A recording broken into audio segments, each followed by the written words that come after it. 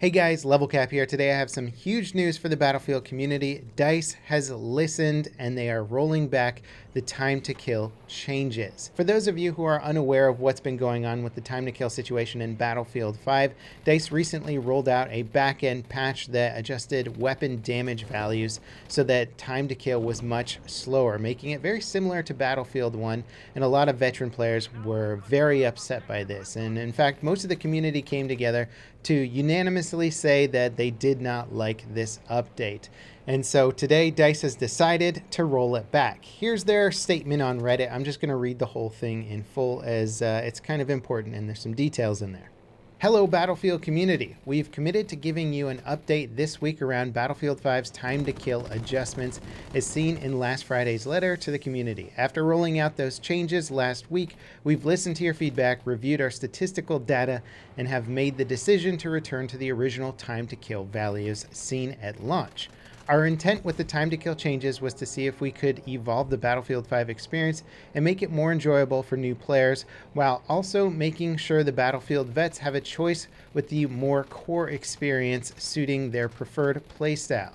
Clearly, we didn't get it right. Veteran players didn't ask for the change, but as game developers, we took it upon ourselves to make those changes based on extensive data and deliberation. It truthfully wasn't an easy decision for us. It's important to acknowledge that we have a challenge bringing new players into Battlefield 5 and onboarding them to become more experienced Battlefield players. It's been a challenge across our game for a long time, as many will know, and becomes even more important for us to improve upon our post-launch experience with consistent updates to the game through the tides of war. Our desire to service a game that caters to old and new players will continue. How we get it right isn't easy, nor will it be quick, and we appreciate when community comes together and helps us on this journey. We have learned a lot over the past week. We've gained clarity on the issues you've shared with us around the time to death. We've identified imbalances in weapons and have recorded real-world data on how TTK changes our game and impacts our players. With that knowledge, we have a better idea of how to improve the game going forward and have already begun taking steps to improve the experience for all players, new and veteran. Starting tomorrow, December 18th at 4 a.m. Pacific Time, 7 a.m. Eastern Time, 1 p.m. CET, we will revert the time to kill changes to their original launch status. We will remove the Conquest Core playlist, and we will not introduce any new core playlists as mentioned in the last week's letter. This will be a server-side update and does not require client download. We'll continue to identify how we can improve the Battlefield 5 experience, and we'll have more information for you around those changes starting in the new year. Thank you for your feedback and patience. We're excited to be on this journey with you, the Battlefield team. All right, first of all, let me say that I'm very happy about this news. I wasn't sure how long DICE was going to take with this, or if they were going to really commit to the new TTK changes and just upset veteran players. I'm glad that DICE acted on this quickly. If they had taken too long with this, it could have gotten players used to the new TTK, and then changing it back would have upset a whole nother group of players. So it's good that DICE did this quickly. Obviously, I would have preferred it never happened in the first place, but DICE has reverted it, and crisis is potentially averted tomorrow when the server-side patch goes live. Also, this post had an interesting bit of honesty in it that is not particularly common with giant game developer companies, which is DICE admitting that they have a problem right now with onboarding new players, getting new players into the game and not frustrated. And that's something that generally a big company doesn't want to talk about because it can affect stock prices, it can affect perceived market value of things. You always kind of want to pretend that your product is the best it possibly can be and that everything's going to be great. So this is very interesting. I do appreciate the level of honesty. I hope that it pays off well and builds better community relationships in the future. And it also will allow the community to try and help DICE go forward with onboarding new players. We all want new people to play Battlefield. As much as we'd like Battlefield to be a very specific niche game, you just aren't going to get a game with this kind of fidelity, this detail, this budget if it only appeals to a small group of players. So it is important to make Battlefield appeal to the casual player, the newbie players, and veteran players to keep that core community alive. That's not an easy thing to do. It's clear that DICE has struggled with this, in the past, and I think there's a lot of good ways forward from here. DICE hasn't specifically said what they're going to do, but they said that they're going to make that more clear in the new year about what their plans are going forward to try and make a better onboarding experience. Rather than leaving this video at just purely a news video, I thought we could maybe brainstorm some of those ideas together. I sort of brainstormed some of those ideas in my TTK criticism video when they sort of said why they were doing the TTK stuff. And I do agree that this game could be very, very hard to play for new players, or very frustrating for new players, especially since it frustrates me, and I'm a veteran player, have played all the Battlefield games, and getting into this one, I still spawn in and die right away, join servers where I'm just getting absolutely blasted by an enemy team that's steamrolling us, or am faced with assignments, progression trees, and systems that are just not clear, not easy to use, poorly designed. There's many things that can be done, I feel like could be done relatively quickly to try and help the onboarding experience for new players and also appease veteran players at the same time. There's a long list of changes that could be made, but I want to focus on some of the most important ones right away. Obviously, the time to death situation is probably one of the biggest issues in the game. Nothing more frustrating than just dying instantaneously, not really understanding what's going on. DICE is working on that. They did a big extensive test last week with the netcode, and hopefully they'll have some really good changes coming in the near future. Another thing that seems to tie into the time to death experience is the kill card. It's very hard to understand exactly how and why you died, especially when your camera pans away into the distance and doesn't show you who or what killed you. So often you can see the kill feed up in the top right, says you got sniped or you got gunned down by a machine gun, but you don't always know where. In fact, most of the time I don't see the person who killed me, and that's really frustrating. You want to know what happened after you died, and that can be really frustrating for veterans and new players. On top of which, having a more detailed kill card, maybe showing the damage values of what's going on, how you got killed. If you died instantaneously or it felt instant, maybe it's because you took a shot from a sniper rifle or two snipers hit you at the same time, and that's why you died so fast. And so a kill card showing you the damage readout, which a lot of games have now, could really help alleviate some of that confusion when you die. Again, good for new players and veteran players. The next big problem that I personally think is probably leading to a lot of player frustration, as it leads to a lot of my frustration, are the game modes in Battlefield 5, the ones that are heavily advertised. I think Frontlines is one of the worst balanced game modes right now. It's terrible compared to the old Frontlines mode because of the timing between points. Some maps have bombers that allow you to bomb the single objective on an entire map, just racking up kills, creating an unenjoyable experience for everyone on the ground. And then on top of that, Grand Operations is not good. The old Operations focused on one style of push game mode. This new one is sort of a mixed match of a whole bunch of game modes.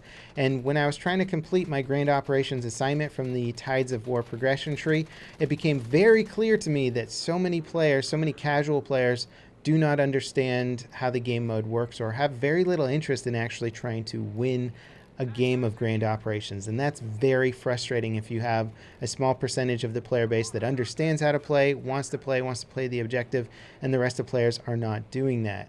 I would recommend as a short-term fix that DICE stops promoting their game modes that have bad player retention, people quitting out of them the most, and maybe focusing on the game modes that are the best balance, the best design. I think Conquest is a good starting place. Again, I don't have any of the back-end metadata to like show what players are enjoying the most, but from my personal experience, Frontlines has been the most frustrating and Grand Operations has been the most frustrating. So removing assignments from the game that are promoting those game modes or forcing people into those game modes, and maybe stop promoting some of the lesser balanced or poorer game modes on the front menu until they can be better balanced and made more enjoyable as new player experiences. I mean, like Airborne dropping in as a parachuter as a new player could seem cool from the first time and have that cool wow factor attached to it, but then all of a sudden if you start getting gunned down by bipoded machine guns and snipers waiting for you, the cool factor starts to go away pretty quick and the frustration starts to set in. So rather than focusing on those game modes,